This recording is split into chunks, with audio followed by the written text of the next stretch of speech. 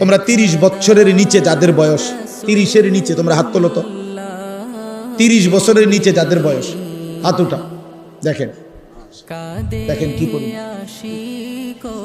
দেখছেন? মাশাআল্লাহ, হাত নামা।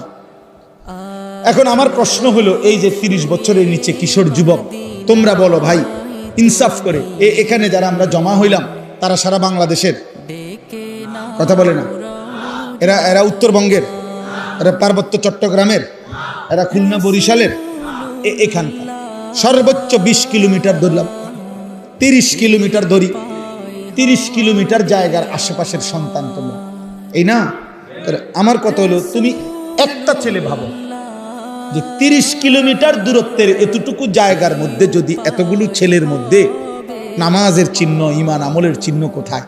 তাহলে একটি এলাকার যদি 30 কিলোমিটার এলাকার মুসলমানের কিশোর যুবকের চরিত্র আখলাক যদি এই পরিমাণ হয়, তাহলে ইসলাম টিকবে কেমনে? আগামী দিনে আমরা সুখ পাবো কিনা? প্রিয় ভাই বলো।